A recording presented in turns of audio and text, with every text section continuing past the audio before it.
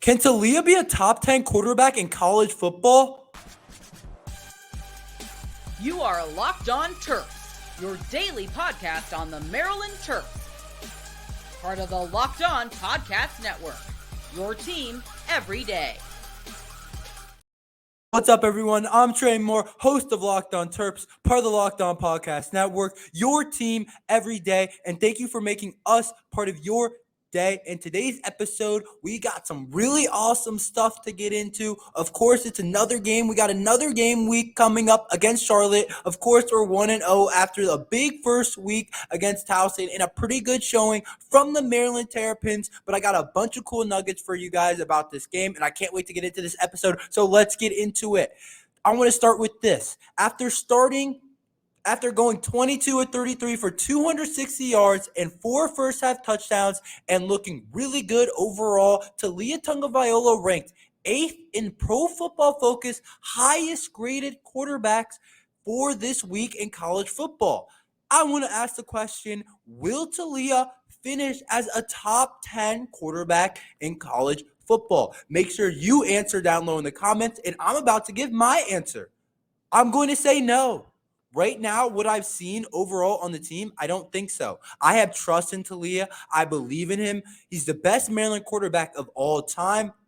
He holds all the records. Every passing record is his. He's an accurate thrower of the football. Plays inside the pocket really well. Plays outside the pocket really well. As good as I've really seen in a while in Maryland and ever really.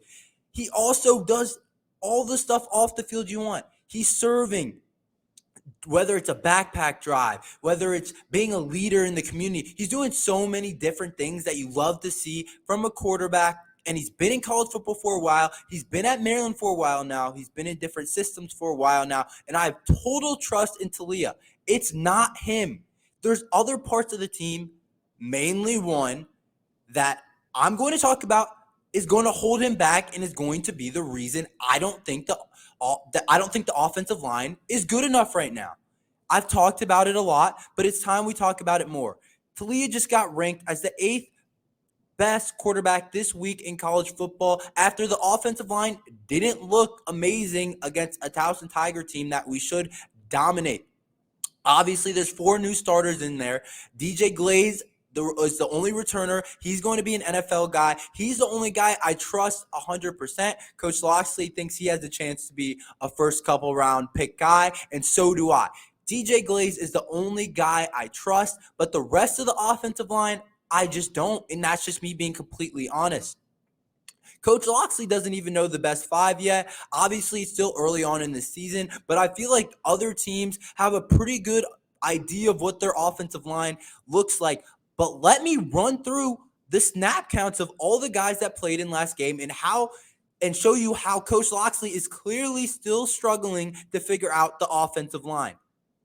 Emilio Moran played 67 snaps. DJ Glaze played 62. Corey Bullock played 62. Connor Fagan played 62. Mike Purcell played 39. Eric Harris played 27. Kevin Kalonji played 24. Tamaris Walker played 23. Kyle Long played 23. Marcus Dummerville played 18.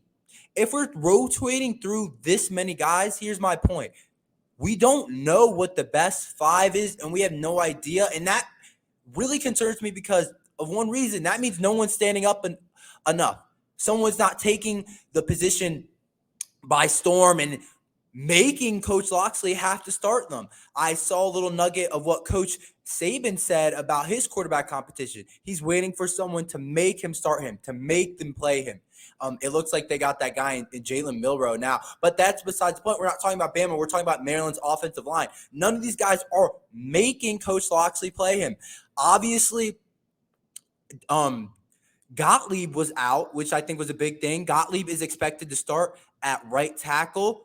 But still, I just didn't like the look. It wasn't good enough against Towson in a team that we should dominate. It didn't look good enough. Taulia took too many hits. He had to get out the pocket a ton. He was making a ton of plays outside the pocket. He was. But I want to talk about last year. I was looking at the top 10 offensive lines from last year, and if you would guess, all of them pretty much had really good quarterbacks and some quarterbacks that made huge jumps. it was Georgia was on that list. And of course, they had Stetson Bennett, who looked like one of the best Georgia quarterbacks of all time, won 2 national championships. Stetson Bennett isn't even the most talented player overall. He's not the biggest dude. He's similar to Taulia in a lot of ways. But put Taulia behind the Georgia offensive line, and I guarantee he can also win a national championship or 2. If you look at Michigan, J.J. McCarthy broke out last year. They were considered a top 10 offensive line by PFF last year. Alabama didn't even have the weapons on the outside. A lot of people talked about that last year. But Bryce Young was still really good. USC had a top 10 offensive line according to PFF. They have Caleb Williams. He won the Heisman last year. And then other teams like Texas, LSU, Florida State all had offensive lines rated by PFF in the top 10. And of course, Texas, Quinn Ewers really came on. If you saw him against Bama, he looked like the complete truth last year. LSU and Florida State, Jordan Travis for Florida State really came on last year. So overall, it shows that a top 10 offensive line in the country allows for a quarterback to play at an elite level. I'm not saying we have to have a top 10 offensive line. We're not going to have that. We're not that type of brand yet. We're just not there as a program. We're not going to have a top 10 offensive line in the country, but it has to be good enough if we want to lead a play like a top 10 quarterback. And then if you look at the rest of the Big Ten, if you think we can't block Towson well, look at some of the guys that we're going to play coming up. Jack Sawyer, JT, Michael Hall, all at Ohio State. Those guys are all been projected to go in first rounds of draft in different websites. How are we supposed to allow Taulia to play like a top 10 quarterback, even though his talent is capable, if we can't block those guys at all and those guys are going to dominate us? That's not all. Michigan has a bunch of dudes, notably Chris Jenkins, a really good player. How are we going to beat Michigan or allow Taulia to play at a high level? Illinois has a dude in Newton. A lot of people don't know about him, but NFL guys think he's going to be a really good player. Penn State, Chop Robinson, transfer from Maryland actually, defensive end. They have a bunch of dudes also that we don't even know about down the roster. All these teams do that are 4 or 5 star guys that are just waiting to play really well and get their chance.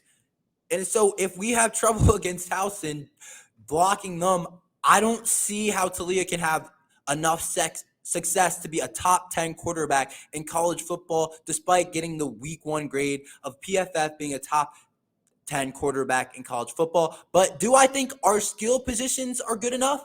Yes, I do. I think our wide receiver room is a top 25 group in the country and a top group in the Big Ten with a ton of depth. Even if we get a couple injuries, a guy like Shalik Knox is ready to step up, or Houghton or Ty Felton. There's so many bodies, so many good players in that room. And even our running back room, I think, is really good. I think Roman Hemby is one of the best running backs in the country. Littleton is good. Raymond Brown is good. But do I think we rotate those guys a little bit too much where our top players aren't always in the game? Obviously, I love having rotating youth and young guys in, but how can Taulia play like a top 10 quarterback if his best players aren't on the field as much as possible against some of the best teams, especially when we go against an Ohio State or Michigan or some of those top teams that we play this year? Overall, that's why I'm going to say no. You guys let me know your thoughts on it. But right now, I just can't see him continuing to play at a top 10 level. But where can Maryland improve and stay good at from the Towson game going into the Charlotte game if we want to win? I'll talk about it after this message from eBay Motors. For a championship team, it's all about making sure the right plays at the right time. And each player fits perfectly. It's the same when it comes to your vehicle. Every part needs to fit just right. So the next time you need parts and accessories, head to eBay Motors with eBay Guaranteed Fit. You can be sure every part you need fits right the first time around. Just add your ride to My Garage and look for the green check to know what part will fit or your money back. Just like in sports, confidence is the name of the game. When you shop on eBay Motors, and with over 122 million parts to choose from, you'll be back in the game in no time. After all, it's easy to bring home a win when the right parts are guaranteed. Get the right parts, the right fit, and the right prices on ebaymotors.com. Let's ride. eBay Guaranteed Fit, only available to U.S. customers. Eligible items only. Exclusions apply.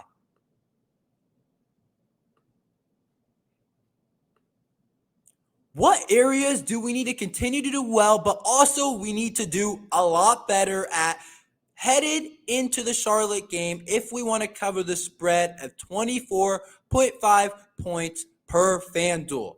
Number one was the drops. Oh my gosh, the offense had so many drops. I think it was 7 to be exact. Ty Felton, really good player. I've talked about him in the offseason. I think Ty Felton's going to break out. I think he's going to have a big season. I think he's really talented. He's 6'2", moves really well, has a lot of speed. Got behind the defense for the Maryland Terrapins against the Towson Tigers. Got behind for like a 70-yard gain. Taulia put it right in his basket, and he dropped it. And that can't happen against some of the bigger teams. Even against the Charlotte, you never know if it's going to be a close game. Look at the Duke versus Clemson game last night.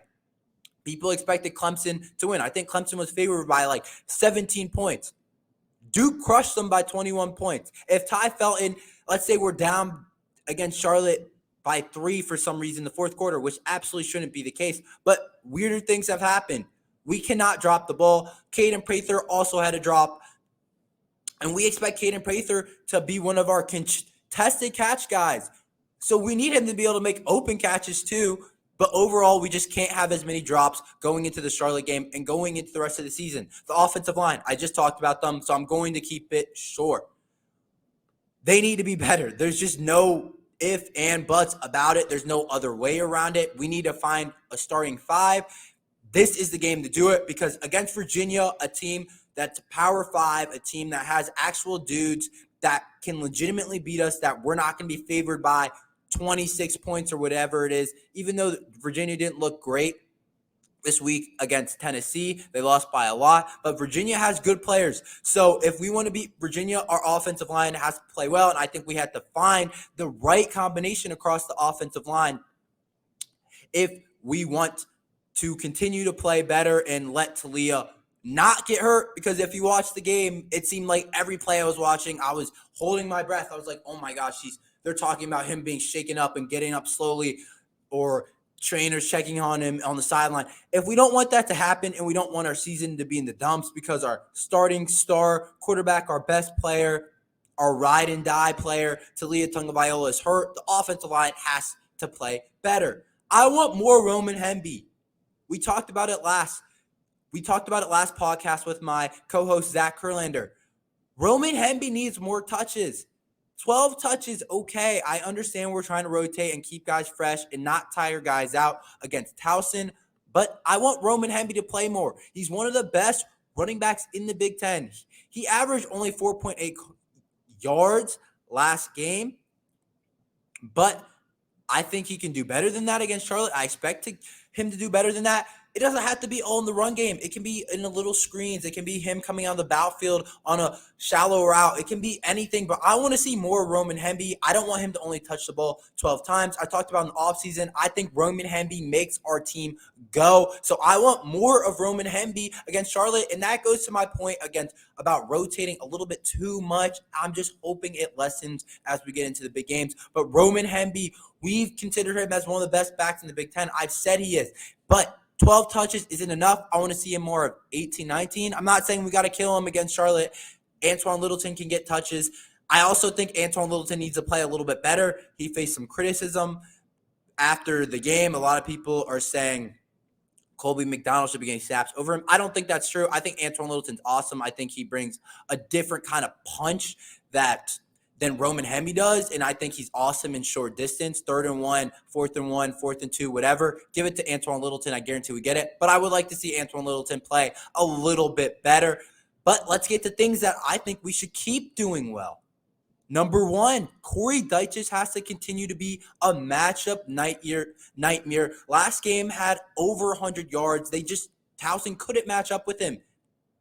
And I was looking back at last season, and I saw that Maryland is 5-1 last year in the 2022 season when Corey Dyches has over 30 yards. Not even anything crazy. Just get him the ball a little bit more.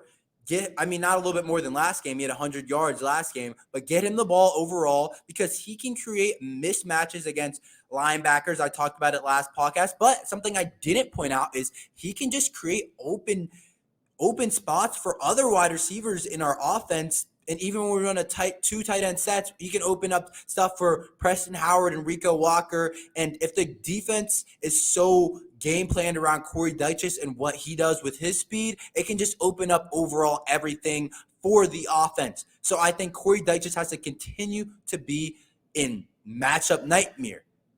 Maybe the number one thing is we got to continue to stop the run.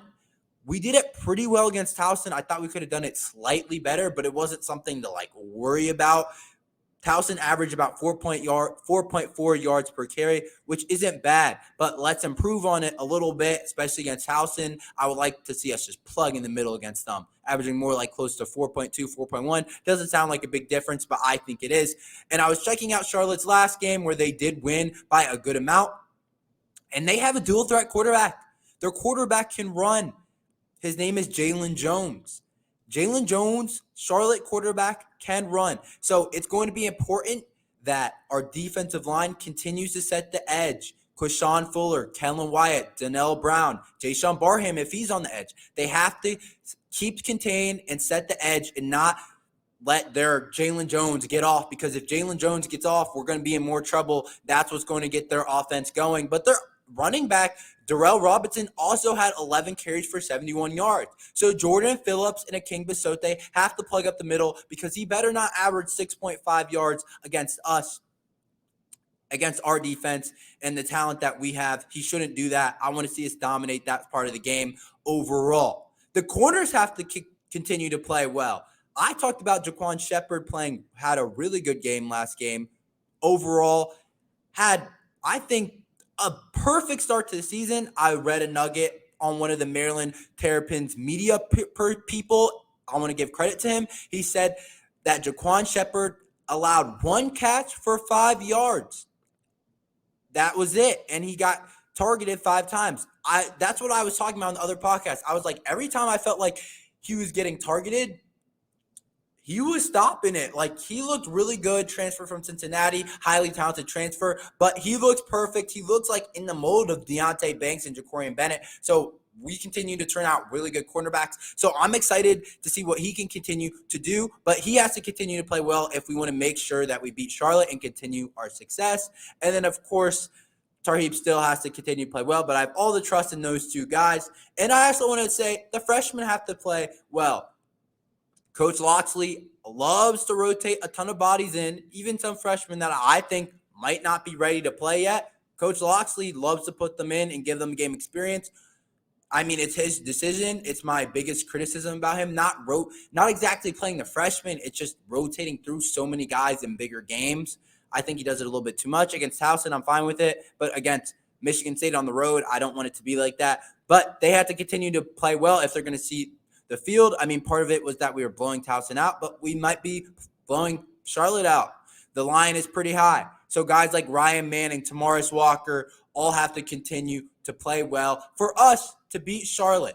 But those are kind of the things that I want us to take from the Towson game and improve on, and also continue to do well headed into the Charlotte game. But where does Maryland compare to the rest of the Big Ten?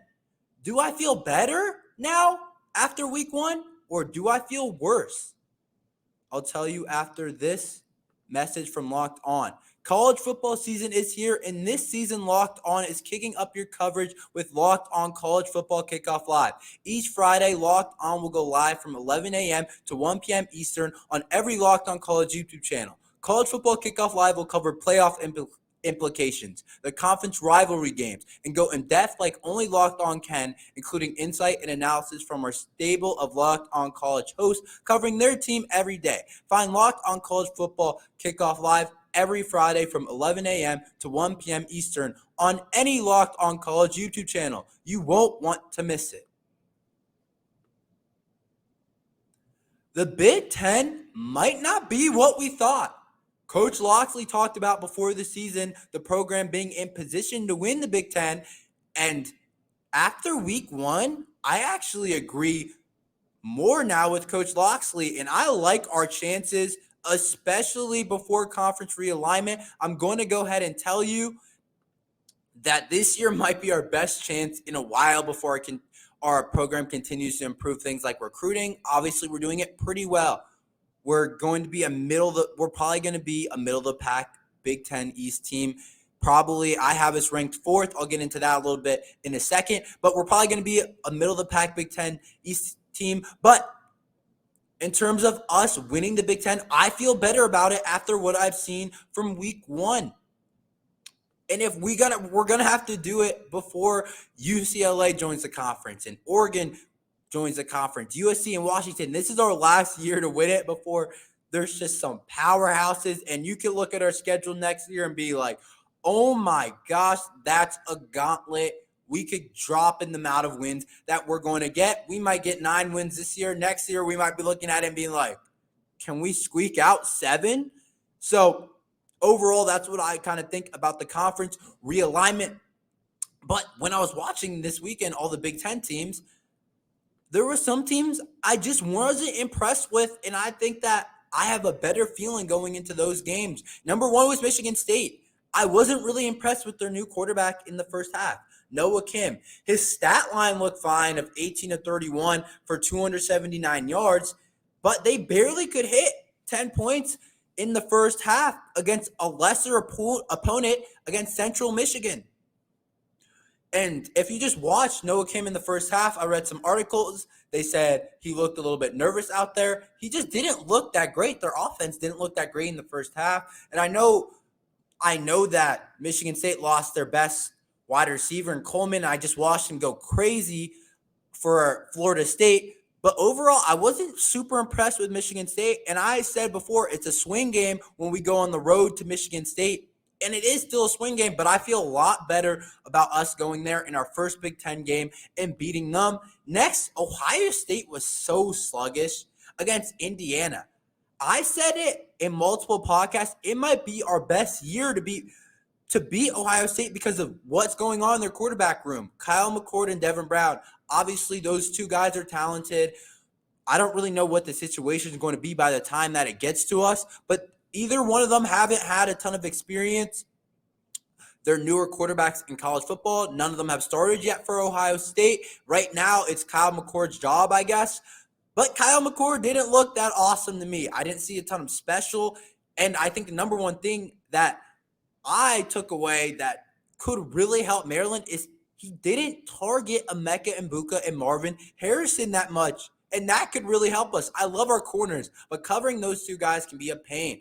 He did target their big tight end a ton, but didn't target Emeka and Marvin a ton. So if we can get away with Ohio State not using those guys as much against us, then I think it makes our chance of beating them a whole lot better. And then I also watched the Northwestern and Rutgers game. I watched some of that, and gosh, we knew Northwestern wasn't going to be good, but Rutgers isn't very good either. And Northwestern looked terrible. That program right now is not in a good place. So I almost can guarantee that as a win. To beat Northwestern, I don't want to guarantee wins because obviously upsets can happen. I mean, Rutgers looked pretty good in that game, but overall, I wasn't impressed with either one. And I don't think Rutgers has the talent that we have. So overall, I just feel better about us stacking wins together in the Big Ten. I'm going to say this. Michigan and Penn State did look really good. Drew Aller, I was watching all of his throws from their game against West Virginia, and he's really talented. So I'm not going to say it was all like, oh my gosh, the Big Ten is a lot worse now, and the quarterbacks don't look good, and all the quarterbacks that graduated from last year are gone now, and we're going to win the Big Ten. No, Drew Aller looked really good. Michigan looked really good. Their run game looked really good. And overall, I'd say those two teams for me are the top. I'd say Michigan's number 1 right now. I'd say Penn State's number 2 in the Big Ten East. I would say Ohio State is number 3. Obviously, Ohio State has a ton of talent, can jump those guys. But what I've seen from week 1, it's just week 1. I don't want to overreact. I would have to say that it goes Michigan, Penn State, and Ohio State. But obviously, all those 3 teams are going to be really hard for us to beat. But can we pull through on 2 of them? Maybe. I have a better feeling about beating Ohio State now. I'm not going to say it's going to happen, but last year we lost to Ohio State by only it was a 2-possession game, but it was really a 1-possession game. We had the ball with under a minute left, down by a possession. So we had a chance to win that game. Taulia outplayed CJ Stroud, and now I'm going to expect Taulia to outplay McCord or Devin Brown, who's ever playing. So I think we slide in right after Ohio State at 4th right now in the Big Ten East, and then I put Michigan State below us and Rutgers, Indiana, and Northwestern. But if we can find a way to win a big game, I'm not going to say we're going to win the Big Ten East, but I think we're in the conversation. But that's all we have for today, guys. Please like and subscribe. I hope you enjoyed it. Today, we're going to be covering Charlotte all week long. I can't wait to dive more into it and watch the next game. But that's all we have on Locked On Terps.